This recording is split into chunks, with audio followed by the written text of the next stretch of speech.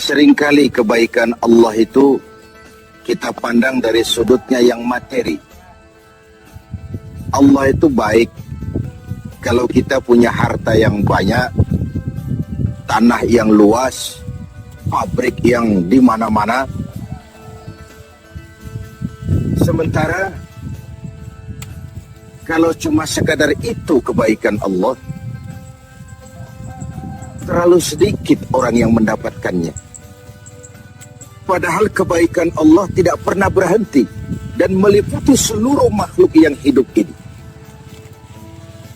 Karena itu pada kesempatan jumpa sore ini, saya ingin mengajak kita melihat kebaikan-kebaikan Allah dalam bentuk yang lain. Bahwa kita diberikan harta yang banyak, itu kebaikan Allah. Diberikan tanah yang luas, itu juga kebaikan Allah. Diberikan perusahaan, pabrik di mana-mana, itu juga kebaikan Allah. Tapi tidak terbatas kepada itu. Ada kebaikan-kebaikan yang non-materi, yang malah justru itulah esensi kebaikan itu. Mari kita renungkan sebuah hadis di mana baginda Rasul bersabda, arba'atun man u'tiyahunna faqad u'tiya khairat dunya wal akhirah. Ada 4 hal.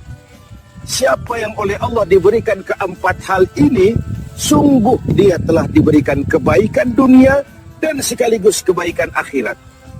Kebaikan dunia juga kebaikan akhirat. Ini berarti belum tentu yang baik di dunia menurut kita akan berbuntut baik juga di akhirat.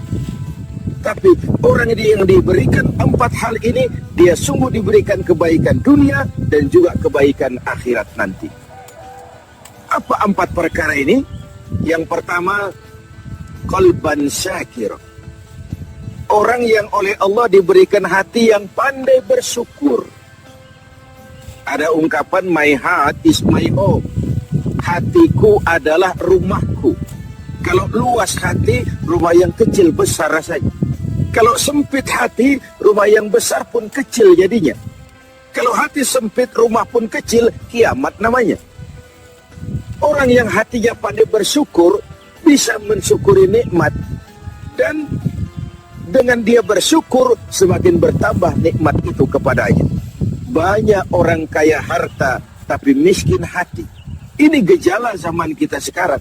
Di tengah gemerlapnya harta, dia tidak tahu mau diapakan harta yang banyak itu. Orang-orang sufi menjelaskan bahwa kaya itu ada 2 macam. Ada kaya majazi dan kaya hakiki. Yang disebut kaya majazi, kaya artifisial. Lahirnya dibaluti harta, tapi hatinya miskin. Hidupnya sudah serba ada, tapi dia masih merasa kurang. Rumahnya sudah titik air liur orang melihatnya, tapi dia masih merasa belum apa-apa. Mobilnya berdecak, orang kagum melihatnya, tapi dia rasakan itu pun masih belum. Maka dia selalu miskin. Dalam sebaik cukup dia masih merasa kurang, maka hidupnya pun selalu kekurangan. Orang yang diberikan hati yang kaya, sungguh sebuah kebaikan. Hati yang kaya, hati yang luas. Kalau hati luas, tandanya 2, bisa mensyukuri nikmat dan tidak mengingkari apa yang diberikan Allah kepadanya. Tapi orang yang hatinya sempit biasanya tidak pandai mensyukuri nikmat dan lebih celaka lagi ini, tidak senang lihat orang lain mendapat nikmat. Orang seperti ini dia susah gemuk. Sudah tidak bisa mensyukuri nikmat, tidak senang lihat orang lain mendapat nikmat. Tetangganya beli televisi saja dia demam. Nanti tetangganya beli sepeda motor, dia makin gawat, masuk rumah sakit. Di rumah sakit dengar tetangganya beli mobil, mati dia. Disiksa oleh perasaan sendiri. Begitu orang yang miskin hatinya. Orang yang diberikan hati yang pandai bersyukur, sudah diberikan kebahagiaan dunia dan kebaikan akhirat. Ini yang pertama. Yang kedua, walisanan zakira. Orang yang diberikan lidah yang pandai berzikir, menyebut nama Allah dalam artian yang seluas-luasnya.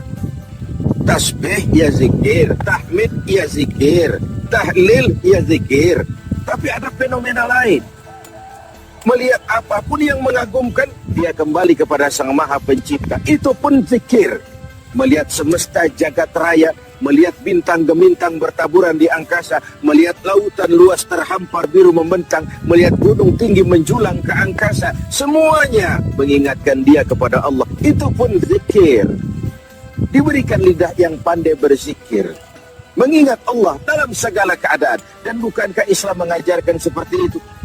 Dari hal-hal yang paling kecil, memulai pekerjaan, bismillah. Melihat sesuatu yang hebat, masya Allah. Melihat sesuatu yang luar biasa, subhanallah. Terkejut, astaghfirullah. Berjanji, insya Allah. Semua dikaitkan dengan Allah. Inilah zikir itu. Hidup yang larut dalam alur ketuhanan. Yang ketiga, wa badanan 'alal bala'i sabir. Beruntung orang, diberikan kebaikan orang kalau dia dikaruniai badan yang tegar menghadapi bencana, tegar menghadapi cobaan, kuat menghadapi tantangan. Tantangan itu penting. So, kalau tidak ada tantangan, kita akan tidur. Cobaan juga kita perlukan, tapi kalau kita tidak sanggup menahannya, larut oleh cobaan itu, kita akan kalah karenanya. Orang yang baik, diberikan kebaikan dunia akhirat, punya badan yang tegar menghadapi cobaan. Apa cobaan Allah? Dua macam. Satu ayat menjelaskan, wa nabluukum bil khairi wasyarri. Kami akan coba, kami akan uji kamu dengan yang baik dan dengan yang tidak baik, dengan yang enak dan dengan yang tidak enak, dengan yang menyenangkan dan dengan yang tidak menyenangkan. Bukan cuma sakit cobaan itu, sehat pun ujian. Bukan cuma miskin ujian, kaya pun cobaan. Bukan cuma tidak punya jabatan cobaan, naik pangkat pun ujian. Kita nih yang namanya ujian kan yang tidak enak saja. Kalau sudah sakit, ya Allah, sedang diuji. Sehat, lupa daratan. Miskin, ujian. Setelah kaya, lupa bahwa itu juga ujian. Fenomenanya apa? Banyak orang lulus ketika diuji dengan kemiskinan, tapi gagal berantakan setelah diuji dengan kekayaan. Ketika miskin dia hamba Allah, setelah kaya dia pindah menjadi hamba harta. Belum pernah ada orang datang mengeluh, Pak Ustadz, saya sedang diuji oleh Tuhan. Kenapa Pak? Uang saya sedang banyak. Belum pernah. Kalau sudah bangkrut, miskin, baru merasa diuji. Bukankah sejarah syarat dengan contoh? La nufarriqu baina ahadim min rusuli. Kami tidak membeda-bedakan para rasul. Tidak ada rasul yang dianak emaskan. Semuanya diuji, semuanya ditempa, semuanya digembleng. Semuanya tegar seperti batu karang di tengah samudra. Walau tiap hari dihempas ombak, dihantam gelombang, dia tetap berdiri dengan tegar. Begitulah orang yang diberikan kebaikan oleh Allah. Lain dengan orang yang loyo, sedikit kena kesulitan seperti ayam sampar, kerakap tumbuh di batu, hidup segan mati pun tak mau, skeptis, pesimis. Apa yang bisa kita lakukan kalau dasar hidup kita sudah skeptis dan pesimis itu tadi? Hidup ini adalah cobaan. Semakin tinggi kualitas keimanan, semakin berat cobaan itu. Semakin kokoh berpegang kepada agama, semakin kuat pula cobaan datang menerpa. Yang terakhir, orang yang diberikan kebaikan dunia akhirat, wa zaujatan salihatan, diberikan istri yang salihah, pendamping. Tidak ada suami bisa sukses jadi apapun dia tanpa peran serta dan dukungan istrinya. Itu sebabnya baginda Rasul menikah dengan Sayyidatuna Khadijah. Apa yang jadi pertimbangan beliau?